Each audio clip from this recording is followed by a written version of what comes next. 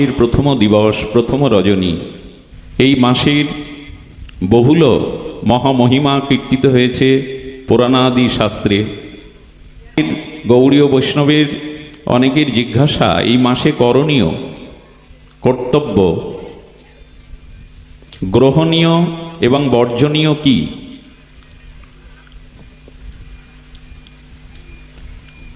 আমাদের বৈদিক সনাতন ধর্মে চান্দ্র এবং সূর্য, সৌর, এই দুটি মাস বা বছর গণনা হয়। চান্দ্রমাস এবং সৌর মাসের গণনায় 32 মাস অন্তর একটা অধিক মাস সৃষ্টি হয়। কারণ চান্দ্রমাস এবং সৌর মাসের সাথে কিছু দিনের পার্থক্য থাকে। এই অধিক দিনগুলো 32 মাস পর একটা অধিক মাসে রূপান্তরিত হয়। এই জন্য এই মাসের নাম অধিক মাস বলেও খ্যাত। এই যে 32 মাস অন্তর একটি অধিক মাস হয়, এই অধিক মাসে আমাদের বৈদিক দশবিধ কর্মকাণ্ড এটি পরিত্যাগ করার বিধান, যেটিকে মল বা মলমাস বলে। মল মানে তো পরিত্যাজ্য বিষয়। সমস্ত শুভকর্ম, বৈদিক কর্ম, দশবিধ কর্ম এই মাসে নিষিদ্ধ। আমরা যদি একটু অন্তর্দৃষ্টি দিয়ে আধ্যাত্মিক দৃষ্টি করে বিচার করি, একটু দার্শনিক ভাবনাটা গ্রহণ করি, কাল হলো বিভু। কাল মানে সময়, সময় হলো বিভু। বিভু কাকে বলে? ব্রহ্মবস্তুকে বিভু বলে। বৃহৎ, সর্ববৃহৎ, অনন্ত, তাকে বলে ব্রহ্ম বা বিভু। ব্রহ্মই বিভু। তো বিভু বস্তু কোনো কালের দ্বারা ছেদ হয় না। কালেন ন ছেদ্যত। বিভু বস্তু যেমন আত্মা, কাল, এইগুলি, কাল মানে সময়, এগুলো ছেদ হয় না। তবে যে সেকেন্ড, মিনিট, আমরা দিন, ঘন্টা, পাক্ষিক, পক্ষ বা মাস, বৎসর, যুগ, যুগান্তর, কল্প, এগুলি কেন আমরা নির্ণয় করেছি? সময়ের যদি ছেদ না হয়, কাল যদি, সময় যদি বিভু হয়, অনন্ত হয়, তাহলে তার ছেদ হওয়ার, কালেন ন ছেদ্যত। বেদ ভগবান বলছেন কাল ছেদ হয় না।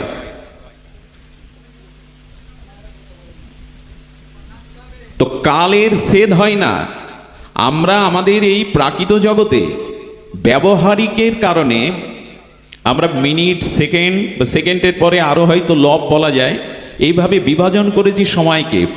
পক্ষ, মাস, বৎসর, যুগ, যুগান্তর, কল্প, পরার্ধ, এভাবে বিভাজন করেছি এই জগতের ব্যবহারিক কল্যাণার্থে। এটা 2023, তাই তো? খ্রিস্টীয় 2000, পৃথিবীর বয়স কি 2023? কাল ও বিবর্তনে একটা সময় এসে জীববিজ্ঞানীরা সাল নির্ণয় করেছেন, কিন্তু পৃথিবী সৃষ্টি অনাদি। এই জন্য কালের ছেদ হয় না। ব্যবহারিক ভৌগোলিক অবস্থানে থেকে আমরা কালকে ভেদ করেছি, সেকেন্ড থেকে শুরু করে মিনিট, ঘন্টা, ইত্যাদি ইত্যাদি। এই জন্য ভগবানের রাজ্যে কাল বিভু, সময় বিভু, ওখানে ছেদ হয় না। কিন্তু আমাদের এই জগতে যে অধিক মাস বলে 32 মাস পর চান্দ্রগণনায় যে একটা অতিরিক্ত মাস হলো, এটাকে মল ভেবে, অনির্মল ভেবে সমস্ত মাঙ্গলিক বৈদিক কর্ম পরিত্যাগ করার কথা স্মার্তমতে বলা আছে। দশবিধ সংস্কার হবে না, বিবাহ, পূজা পার্বণ, গৃহপ্রবেশ, অন্যান্য কর্ম। তো কাল যদি বিভু হয়, তাহলে ভগবানের রাজ্যে কালকে ছেদ করা যায় না বিধায় ভগবানের রাজ্যে সর্বসময় বর্তমান। মজার কথা কি জানেন? ভগবানের রাজ্যে ভূত, বর্তমান, ভবিষ্যৎ নেই, সব বর্তমান। সূর্যে সন্ধ্যা আছে তো, সকাল আছে তো? ভাস্বর, ভাস্কর, সূর্যে সন্ধ্যা আছে, সকাল আছে? নেই। সূর্য তার কক্ষপথে গতিময়, ওখানে সকালও নেই। আমরা দেখছি সকাল, আমরা দেখছি উদয়, আমরা দেখছি অস্ত। ঠিক তেমনি ভগবানের রাজ্যে বর্তমান, ভূত বা ভবিষ্যৎ বলে কিছু, সব নিত্য বর্তমান। যারা ভগবানকে যোগের দ্বারা যোগী হয়েছেন, যোগেশ্বরগণ, তাদেরও বর্তমান, কোটি কোটি বছর তাদের কাছে বর্তমান। একথা বোঝানো যাবে না, আপনারা বুঝবেন বিজ্ঞ বলে। ভগবানের রাজ্যে অশুভ সময় বলে কোনো সময়, ভূত, বর্তমান, ভবিষ্যৎ বলে কিছু না। এটা আমাদের ব্যবহারিক জগতে, ভৌগোলিক জগতে এটা আমরা ভেদ করেছি। তাহলে যেটাকে অধিক মাস হিসাবে সমস্ত মঙ্গল কর্ম থেকে বঞ্চিত করা হলো, সেই কাল বা সময় গোবিন্দের চরণে নিবেদিত হয়ে বললে, প্রভু আমার দোষ কি? তোমার রাজ্যে অশুভ বলে তো কিছু নেই, তোমার রাজ্যে মল বলে তো কিছু নেই, পরিত্যাগের কিছু নেই। তখন এই অধিক মাসটাকে গোবিন্দ কৃপা করে, করুণা করে, তার অপর করুণা নিধি তিনি অপর করুণা করে বলেছিলেন, তোমাকে মল মাস, পরিত্যাজ্য মাস, অশুভ মাস যে যাই বলুক, আমি তোমাকে আত্মসাৎ করলাম। এই মাসটিকে আমার নামে তুমি অভিহিত হয়ে পূজিত হবে, পুরুষোত্তম মাস নামে অভিহিত হবে। শ্রী ভগবানের একটি নাম হলো পুরুষোত্তম। তার অনেকগুলি নামের মধ্যে অন্যতম শ্রেষ্ঠ নাম হলো তিনি সর্বপুরুষের উত্তম, পুরুষোত্তম, অনাদির আদি, সৃষ্টি স্থিতি প্রলয়ের অধিকর্তা, মহাকালের সারথি যিনি, অনন্ত ব্রহ্মাণ্ডের কুলমালিক, রসিকেন্দ্র মৌলি, রসিক শেখর, সেই ভগবানের একটি নাম পুরুষোত্তম। সেই নামেই এই অধিক মাসটিকে গোবিন্দ আত্মসাৎ করে বললেন, এই মাস ভক্তদের কাছে, বিশেষত যারা ভজন পরায়ণ, যারা বিশুদ্ধ ভজনানন্দী, সেই শুদ্ধ ভজনানন্দী ভক্তের কাছে এই মাস বড় হবে আদরণীয়, পূজনীয়, শ্রেষ্ঠ মাস। পুরুষোত্তম নামে তুমি খ্যাত হবে। আমরা যারা ভগবানের বিশুদ্ধ ভক্তিপথের, প্রগতির পথের যাত্রী, গৌড়ীয় ভজন পথে যারা শ্রীগুরু মহিমায়, গুরু বৈষ্ণবের অপার করুণায় এই পথে হাঁটি হাঁটি পা পা করে পা দিয়েছি, তাদের জন্য এই মাস বড় বন্দনীয়, বড় স্মরণীয়, বড় কল্যাণপ্রদ, মঙ্গলপ্রদ। এই মাসে আপনি ভগবৎ কর্ম, ভজন ক্রিয়া যেটুকু করবেন, বলা হয়েছে সেগুলো চির অক্ষয় হয়ে থাকবে, চিরদিনের মতো অক্ষয় হয়ে থাকবে। কিছু কাল আছে, যেমন গ্রহণ লাগলে, গ্রহণকালে যদি কিছু দান করেন, পুণ্যকর্ম করেন, ওটা যেমন অক্ষয় হয়, তেমনি পুরুষোত্তম মাসে যে মাঙ্গলিক কোনো ক্রিয়া করা হবে সেটা হবে অক্ষয়। অর্থাৎ আজকে যারা সাধুসঙ্গ হরিকথা শ্রবণের আমরা সৌভাগ্য প্রাপ্ত হয়েছে, গুরু মহারাজের অপার করুণায়, রাধা মাধবের অহৈতুকী করুণায়, নিত্যানন্দ গৌরচন্দ্রের অপার প্রসন্ন দৃষ্টিতে আজকের এই ভাগবত শ্রবণ সাধুসঙ্গ আমাদের অনন্তকালের জন্য অক্ষয় হয়ে, ব্রত মাসে আমাদের কিছু গ্রহণ, আর বলা হয়েছে কিছু ত্যাগ করতে হবে, কিছু গ্রহণ করতে হবে, গ্রহণাত্মক, ত্যাগাত্মক। এই মাসে যেটি ত্যাগ করতে হবে সেটি হলো, এভাবে বলা আছে, ভোরের ঘুমটা তো বড় মোহগ্রস্ত করে দেয়, আমাদের আনন্দ দেয়। আগেই বলে দিচ্ছি, আমি ক্ষমা চাইছি, আমি পারবো না, তবে ব্রাহ্ম মুহূর্তে ওঠাটা এই মাসের একটা বিধি। যদিও গৌড়ীয় বৈষ্ণব ওঠেন, কিন্তু এই মাসে বিশেষ করে প্রভাতে উঠে যদি সাগর স্নান করা যায়, স্রোতস্বিনী নদীতে স্নান করা যায়, আমাদের পক্ষে সম্ভব কি? কারো যদি কুয়ো থাকে, এটা মধ্যম স্থান, সাগর নদীর স্থান হলো উত্তম, মধ্যম হলো কুয়োতে স্থান। আর যদি তাও না থাকে, তাহলে আমাদের যে জলে অবগাহন করি, ওই জলে গঙ্গে ছ যমুনাশ্চৈব গোদাবরী সরস্বতী নর্মদা সিন্ধু কাবেরী জলস্মি সন্ধিনিং কুরু গয়া গঙ্গা প্রভাস পুষ্করণী তীর্থানানি চ। তো বললে আপনার স্নানের যেটা গ্রহণাত্মক, যেটা ভজনের, সেটা পরিশুদ্ধ হবে। একটু দীপদান দিন, দামোদর ব্রতের মতো এই মাসে একটু দীপদান দিন। খাদ্যের ভিতরে বারবার খাদ্যর কথাটা, কি খাবো কি খাবো না, এটা বলতেও ভালো লাগে না, তবু বলি এই মাসে অন্তত ওই নিয়ম সেবার মতো একটু আতপ দিতে হবে ভগবানকে, বা নিজে পেতে হবে একটু। সিদ্ধটা আমিষের মধ্যে বলা হয়, এই জন্য এই মাসে একটু আতপ পেতে পারলে ভালো। আমি আপনাদের বলছি না, কারণ আহার আদি নিয়ে আমার মাথা ব্যথা খুব নেই। আমার মাথা ব্যথা যেখানে, সেখানে এই মাসে একটু ভজন বাড়াতে হবে। আহার যে যা করেন, সিদ্ধ না পেলে, আতপ পেলে যদি আপনার উদরময় রোগ হয়, আমি একবারও বলবো না আপনি আতপ পান। অসুস্থ হয়ে পড়লে আপনি ভজন কি করবেন? যদি পারেন ভগবানকে একটু আতপটা লাগাতে হবে, আতপ চাউল। এখানে ত্যাগ বলতে শাক তো এই মাসে নয়, চাতুর্মাসে প্রথম শ্রাবণে শাক নিষেধ। দয়া করে এই মাসে সনাতনী হিন্দুরা একটু শাক আহার থেকে পরিত্যাগ করুন, কারণ চাতুর্মাস আমরা পালন না করতে পারলেও এই শ্রাবণ আর বরবটি, সিম, বেগুন এগুলি তো আছেই, এগুলি একটু পরিত্যাগ করুন। এখন এই সব রেখে এই মাসের যেটা করণীয় আমাদের সাধ্যের মধ্যে, সেটি বলেই আমরা পাঠে প্রবিষ্ট হব।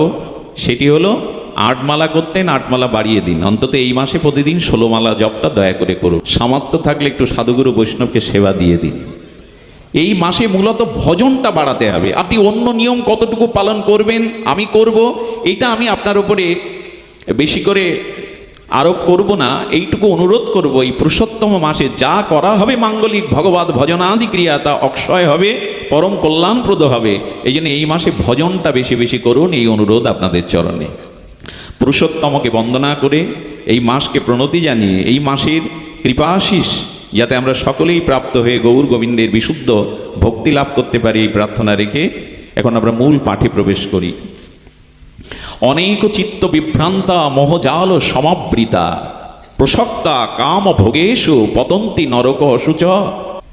ঠাকুর মশাই বলছেন, ছিল নরোত্তম ঠাকুর মশাই, দারুণ সংসার গতি বিষয়েতে লুব্ধমতি তোয়া বিস্মরণ শেল বুকে। আমাদের মনটাকে ঠাকুরমশাই বলছেন বিষয়ে লুব্ধ। ভ্রমর যেমন ফুলের মধুর জন্য বড় প্রলুব্ধ, লুব্ধ, বড় লোভী, তেমনি কাম, ক্রোধ, লোভ, ভোগ, বাসনা, শব্দস্পর্শ, রূপরস, গন্ধে ঠাকুরমশাই বলছেন বিষয়েতে লুব্ধ মতি। মতি মানে আমাদের বুদ্ধিটা বিষয়ের ভোগের প্রতি বড় লোভাতুর, আতুর। এর কারণ হলো আমাদের চিত্তটা বিভ্রান্ত হয়ে গেছে।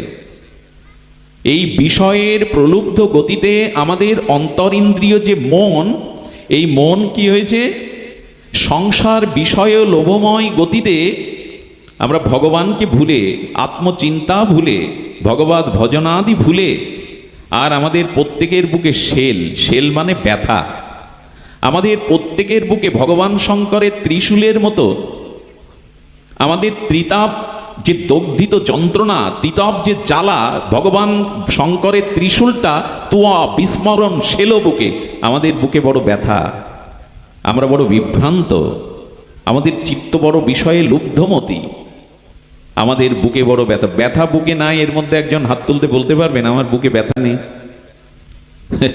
ব্যথা তো আছেই। ভগবান বিস্মরিত হয়ে আমরা ব্যথায় জড়ো জড়ো তনুমন। মানুষ প্রায় বলে আর পাচ্ছি না প্রভু, এবার রক্ষা করো, আর পাচ্ছি না। ব্যথায় জড়ো আমাদের তনু এবং মন, দেহ এবং মন। মানুষ এখন দেখবেন মানসিক বিকারগ্রস্ত প্রায় বলে আর পাচ্ছি না, আর সম্ভব না, এবার গ্রহণ করো প্রভু। আচ্ছা, এই যে ত্রিতাপ দগ্ধিত যন্ত্রণা, এই যে আদি দৈবিক, আদি ভৌতিক, আধ্যাত্মিক তাপত্রয়ের যে যন্ত্রণা শেল আমাদের বুকে, এর কারণ কি? এর কারণ নিয়েই আজকের কিঞ্চিত আলোকপাত, পর্যালোচনা, সাক্ষাৎকার। এর কারণ কি? দেখুন, এর কারণটা বাইরে দিয়ে দেখতে গেলে আপনি কখনো এর মীমাংসা সদুত্তর পাবেন না। কি বললাম শব্দটা? এই যে সংসারের আমাদের বিষয়াসক্ত মন, ত্রিতাপ দগ্ধিত যন্ত্রণা, দাও দাও করে দাবানলের ন্যায় সংসার জ্বলছে, হৃদয় জ্বলছে, আধ্যাত্মিক তাপত্রয়ের শেল আমাদের বুকে, আমাদের ব্যথা বুকে, এটা নিরাকরণ করতে গেলে, এর নিরাময় হতে গেলে, এর থেকে চির শান্তি, অপর কল্যাণ শান্তি লাভ করতে গেলে, অত্যান্তিক মঙ্গল লাভ করতে গেলে, শুভ প্রসব করতে গেলে, বাইরের থেকে বিচার করলে, বাইরের কোনো সমাধানে এই ত্রিতাপ জ্বালা যাবে? কি বললাম কথাটি? বাইরে বিচার করলে যাবে না। আসলে এই অবস্থা হওয়ার কারণও আছে। আচ্ছা, একটা উনানের উপরে একটা পাত্র দিয়েছেন, পাত্রটা নানা রত্নের দ্বারা নির্মিত। কি দ্বারা নির্মিত? সোনা মণিকাঞ্চন রত্নের দ্বারা পাত্রটা নির্মিত। আচ্ছা, ওই পাত্রে আপনি রসরূপে অমৃত ঢেলেছেন। কি ঢেলেছেন? আর ওইটা জাল দেওয়ার জন্য চন্দন কাঠ উনানে দিয়েছেন। কি কাঠ? চন্দন কাঠ। তো চন্দন কাষ্ঠ দিয়ে যা জ্বালানো হবে, বিভিন্ন রত্নাবলী দিয়ে যে পাত্র তৈরি, আর ওই পাত্রে অমৃত ঢেলেছি আমরা, এখন ওতে কি পরিপাক করবেন? বললেন আমার দুর্দশা কি জানেন, আমি অমৃতের রসে চন্দন কাষ্ঠের জ্বালানিতে রত্নরূপ পাত্রে আমি খোল ভুসি জাল দিচ্ছি। বোঝা যায় ওতে কি খোল ভুসি, গরুর খাওয়া গাভী মাতার খোল জাল দেওয়ার জিনিস ওটা? খোল ভুসি জ্বালাতে হবে অমৃতে। আমার এই দেহটা দেবদুর্লভ পাত্র, মণিরত্নের পাত্র। সাধুমুখে হরিকথার অমৃত এই হৃদয়ে দিয়েছি। হরিকথা শুনতে যাই তো আমরা, ভাগবত শুনতে যাই তো। এই বেদ, ভগবানের, পুরাণের, উপনিষদের, ভাগবতের যে বিশুদ্ধ জ্ঞান, সেটা হলো চন্দন কাঠ। এখন জ্ঞানের কাষ্ঠে দেহরূপ রত্ন পাত্রে ভাগবত কথা, হরিকথারূপ অমৃত ঢেলে সারাটা জীবন পরিপাক করলাম বিষয়ের প্রতি দুর্গন্ধময় কামনা বাসনা, খোল ভুসি। আমাদের এই হলো জাতীয় দুর্দশা। এটা হলো আমাদের জাতীয়। আচ্ছা, আপনার হাতে সোনার হল, হল মানে নাঙ্গল, হল মানে সোনার নাঙ্গল আপনার হাতে, মাটিটাও উর্বর, কিন্তু বিষের বীজ পুঁতলেন ওখানে। ঠিক হলো কি? এই দেহটা হলো ভজনের উর্বর ভূমি, আর আমাদের চেতনা বা বিবেকটা হলো সোনার হল মানে নাঙ্গল। কিন্তু আমার হৃদয় ভূমিতে আমি কামনা বাসনা বিষয়ের বীজ বপন করেছি। ফলটা কি আসবে? একটু কথা বলতে হবে, কি আসবে ফল? বীজ পুঁতলে, বিষয়ের বিষম বীজ যদি রোপণ করা হয়, ফলটা কি আসবে? বিষেরই ফল আসবে, আসছেও জীবনে তাই। এখন এর থেকে নিষ্কৃতির উপায় কি, সেটাই আজ আমরা অনুসন্ধান করব শাস্ত্রের দৃষ্টিতে। এর থেকে উপায় হলো, আগেই বলেছি, বাইরের দিকে দৃষ্টি দিলে এটা নিরাকরণ হবে না, যেটা এখন আমাদের সমাজ ব্যবস্থায় বলা হচ্ছে। মানে বাইরের দিকে দৃষ্টি দিলে মানে আমি যদি বহু ধন সম্পদের মালিক হই, আমার যদি সুরম্য অট্টালিকা থাকে, আমার যদি সুন্দরী রমণী থাকে, প্রভুত্ব করবার মতো ক্ষমতা থাকে, আমার পেছনে যদি বহুবিধ শক্তি থাকে, আমি যদি নীরব অবস্থানে থাকতে পারি, এগুলি যদি পেয়ে যাই, তাহলে মনে হয় আমি চির সুখী হব। এই বাইরের ব্যবস্থা দিয়ে এই রোগ নিরাময় করা যাবে না। ধন, জন, পুত্র, পরিজন, বিত্ত, বৈভব, রূপ, যৌবন, জাগতিক যত পদমর্যাদা যা কিছু, তা দিয়ে এটা বাইরের। এইটা দিয়ে আমাদের ত্রিতাবদগ্ধিত এই বিষ বৃক্ষের বিষময় বিষ নিবারণ করা সম্ভব নয়। দৃষ্টি দিতে হবে ভেতরে। একটা অদ্ভুত দৃষ্টান্ত এসেছে, দৃষ্টান্তটা আপনাদের বোধ করি আনন্দ দেবে। এই যে বাহ্যিকভাবে, আচ্ছা, ডক্টর মহানব্রত ব্রহ্মচারী ভাগবত গঙ্গোত্তরী বললেন, গায়ে কারো খোঁজ পাঁচটা হয়েছে, চুলকোনা, চর্মরোগ। এখন চর্মরোগ যার হয়েছে, সেখানে ওপরে ওপরে চামড়ার উপরে মলমটা লাগালে যাবে তো? ভালো ডাক্তার বলবেন চর্মরোগে, তোমার ভেতরে রক্তের মধ্যেই ঔষধের দ্বারা ওটা নিরাময় না করলে ওপরে ওপরে চর্মরোগের মলমটা উপরে ঘষলে যাবে না। ঠিক ওপরে ওপরে আমরা যদি দৃষ্টি দেই, অর্থ, বিত্ত, বৈভব, সুন্দরী রমণী, যশ, ক্ষমতা, প্রতিষ্ঠা, এগুলি দিয়ে চিরদিনের মতো আমার এই বিষ বৃক্ষের যে বিষম জ্বালা, ত্রিতাপ জ্বালা, এটি যাবে না। চর্মরোগ সারাতে গেলে ভেতর থেকেই ওষুধ প্রয়োগ করে সারাতে হবে। ওপরে ওপরে দিলে তো সবার সেরে যেত। ডাক্তারবাবু হাসছেন পাশে বসে, উনি বুঝতে পেরেছেন। ওনারা তো প্রেসক্রিপশন লিখে দিয়ে দেন, বাবা শুধু মলম লাগালে হবে না। অনেক প্রিয় ডাক্তারবাবু, উনি সাই দিলেন কথাটা, ঠিক আছে। তার মানে উপরে মলম লাগলে যাবে কি? ভেতরের রক্তের মধ্যে, শনিতের মধ্যে যে ওই চর্মরোগের জীবাণু আছে, ওটাকে মারতে হবে। তা আমাদের বুদ্ধি হলো বাইরের ধন, জন, বিত্ত, বৈভব, সুন্দরী রমণী, ভোগবিলাস পেলেই বুঝি জীবন। এটা মনে করি কিনা? আপনারা না করলেও আমার মতো যারা, আমি যারা, তাই মনে করি। এই হলে হতো, ওই হলে হতো, এমনি করে হলে হতো। শাস্ত্র বলছে বাইরের দৃষ্টি দিয়ে এর সমাধান নাই। দৃষ্টান্ত স্বামী রামসুখ দাস দিয়েছেন, দৃষ্টান্তটা বড় অপূর্ব। আচ্ছা,